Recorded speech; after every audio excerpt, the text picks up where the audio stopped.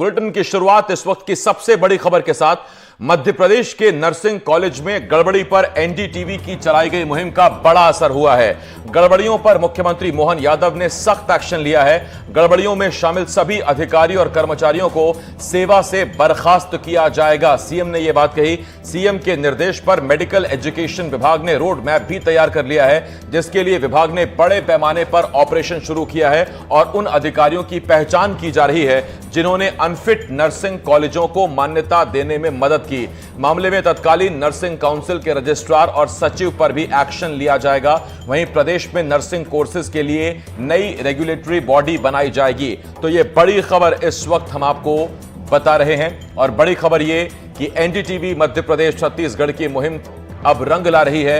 लगातार हम आपको यह खबर दिखा रहे थे और हमने ये खुलासा किया था, चीजें बताई थी कि किस तरह से नकली कॉलेज दिखाए जा रहे हैं, कॉलेजों के नाम पर घोटाले हो रहे हैं। उस मामले में अब मुख्यमंत्री मोहन यादव ने बड़ा एक्शन लिया है और बात बड़ी सीधी सी है कि जिसकी संलिप्तता इसमें पाई जाएगी उसे बर्खास्त किया जाएगा।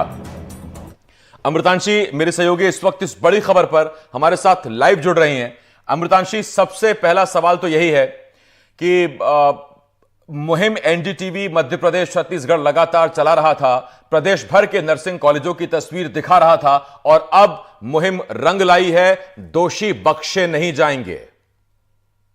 देखिए, बहुत खुशी होती है आसिफ, क्योंकि लाखों नर्सिंग स्टूडेंट्स की आवाज को हमने उठाया।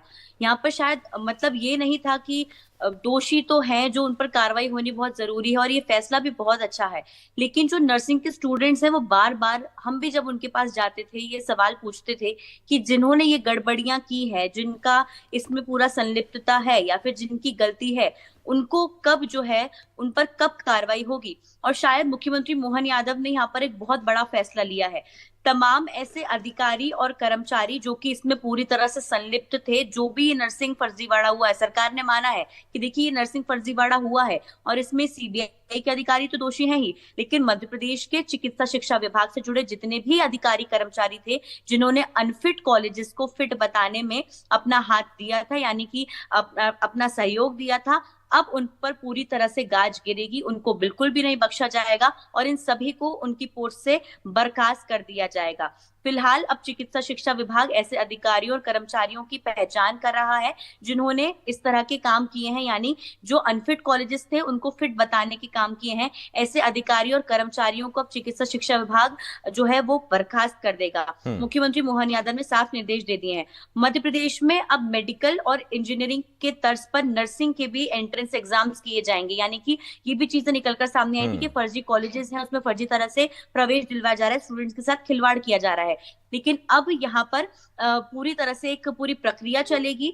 उस प्रक्रिया में जो स्टूडेंट्स हैं जिनको नर्सिंग कॉलेजेस चाहिए वो बाकायदा पेपर देंगे और उसके बाद जो है वो आगे बढ़ेंगे। लेकिन अब नर्सिंग के जितने भी कोर्सेज हैं, चाहे वो बीएमएस की बात करें या फिर तमाम अदर कोर्सेज की बात करें, उन सभी के लिए अब एक रेगुलेटरी बॉडी होगी कि वो कोर्स कैसे संचालित होंगे, उनमें एंट्रेंस किस तरह से किया जाएगा, कितनी सीट्स होंगी, सभी को लेकर रेगुलेटरी बॉडी होगी।